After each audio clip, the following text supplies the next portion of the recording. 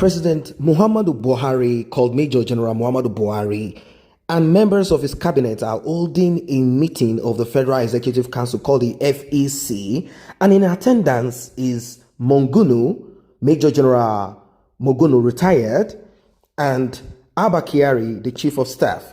Now, M0GUNO is the man that wrote the memo that got leaked. Maybe he leaked it himself, I wouldn't know, or someone leaked the memo.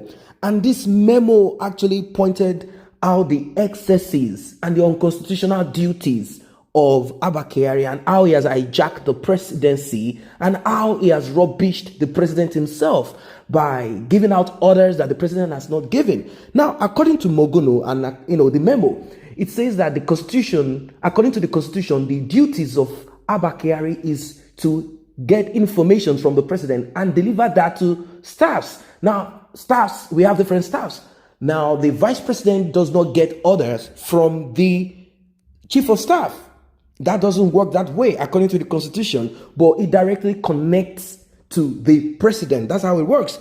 Now, according to the constitution also, and how it is done in Senate crimes, M0GUNO does not have to go through any other proxy. M0GUNO goes straight to the president since he deals with, he's the national advisor when it comes to security issues. So he deals with the president directly and not through any other proxy, so as to maintain that clandestine, and security. But unfortunately, that is not the case. Buhari said, anyone that wants to connect with me, talk to me, go through Kyari, meaning you have to deliver the whatever to Kyari. Kyari sees it, looks at it, and determines what to do. So Buhari is more or less like a man on retirement. I don't know what kind of election they did and how they elected a man that cannot do the job.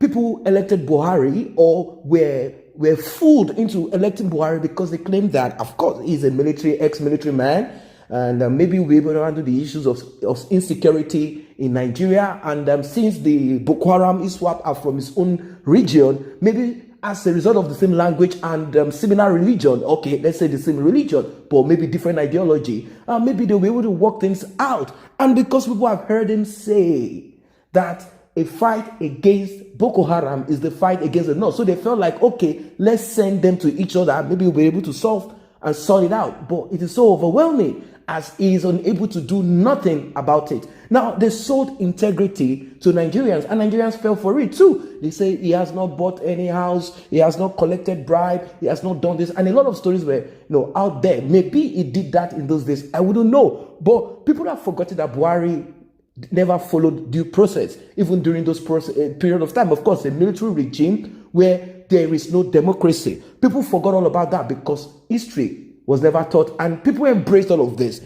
Well, whatever it is, for anybody on top, you always be a topic. People will always attack you. Either you're doing the right thing or you're not doing the right thing. But in this case, it is very clear that there are a lot of issues on ground, and these issues are not going anywhere, particularly when it comes to someone else controlling this government, controlling this country without being elected. Now, the FEC meetings hold every Wednesday.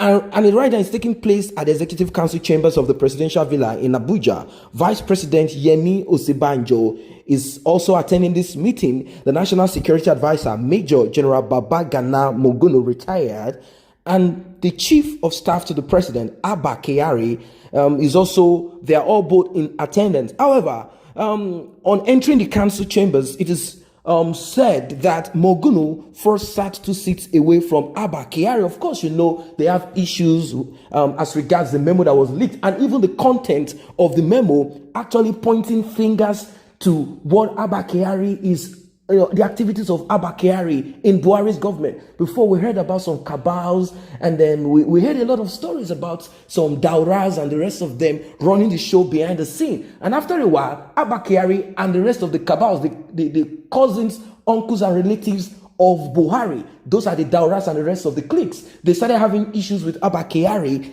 as they also want to be the nose, the mouth, the eyes, and the ear of the government of Buhari himself. And it seems as if there is a tussle for power here and there. At the end of the day, it seems Kyari is the man running the show at the moment. So, Kyari and M0GUNO couldn't sit closer to each other. But later on, the COS beckoned on him, the chief of staff, beckoned on him to move closer to his seat, leaving only one seat in between both of them, as they know that, from the leaked memo, Buhari himself knows that if I don't act, if I don't speak, if I don't mend this, it's going to be a very serious issue. So amongst themselves as Hausa Fulanis, they needed to work the thing out. It's like, okay, you know what? Don't worry. There's no problem. It's called Takia. Come closer. Let us talk about these things together so you can understand why I'm acting like this and all of that. So all of them are having a closed door meeting right now to deliberate on the next story that they are going to sell out to Nigerians. That is what it is at the moment. So these men are supposed to be retired. That's the point. I don't know why in Nigeria we are governed by retirees, people that are supposed to be kept in old people's home, people that are supposed to be going on vacation, enjoying their pension. Unfortunately, the structure is not this way, as older men and women are the ones in government. That's not to say the younger ones that are in power or that have got the opportunity to come in power are not following the same pattern. There are a lot of issues that has beclouded Nigeria. There are a lot of issues that have surrounded and sinked into Nigeria that if I begin to look into them one after the other, you begin to be ashamed of certain things. For example, we have a younger person. This Nollywood actor is, I think, is House of Rep or something, Desmond Elliott. Someone that have seen the light. At least he has acted movies, he has seen one or two things. But because he had to be part of the same system, you will see Desmond Elliott going out there to commission a toilet. Not rolls of toilet or blocks of toilet. I mean one toilet. And they are cutting a ribbon. So when you look at these things, it shows the level of insanity that has come into play when it comes to governance and politics and all of that. Now, I'm coming from the background, from the roots, so that we can now take that to the top. So when you see certain activities and actions being played at the level of the presidency, don't be fooled and don't be shocked, because it is still the same thing that is being played at the local level. Your local government chairman is doing the same. So that is why everything is just in disarray. So we cannot talk of restructuring at the moment. Now, the issue between M0GUNO and Kyari, it seems as if M0GUNO is speaking in favor of Nigerians, of the citizens, saying you are compromising security in Nigeria by meeting with the security chiefs, meeting with the ambassadors, meeting with the ministers, and throwing off the Ministry of Defense, and also throwing me away from all of this, because we are in charge of security and not you. You are chief of staff. You are not trained or versed when it comes to the issues of security. You are exposing issues of security out and discussing what you are not supposed to discuss. And I wonder where Kyari himself got the information or the training on how to go about discussing issues of security in Nigeria. Look at the issues of ISWAP, Boko Haram, terrorism in Nigeria. It is just going from left to center. You find a lot of young military men running away from the military because they are dying and there aren't weapons. Sometimes there is a breakdown when it comes to information, and this puts these young people at arms. So it's like they're just now. One of the House of Rep is screaming and shouting that they need more Nigerians to join the army to go and die. I don't know if they themselves are not there to serve as Nigerians themselves, so they can go and fight the Boko Haram themselves. That is why people are asking for a break, which is going to cost a little, just a little, because let's forget about the oil and all of these things. I'm talking about the human resources, the collective resources called human resources, which is greater than even the oil or whatever gold or whatever things you are talking about. Human resources is huge.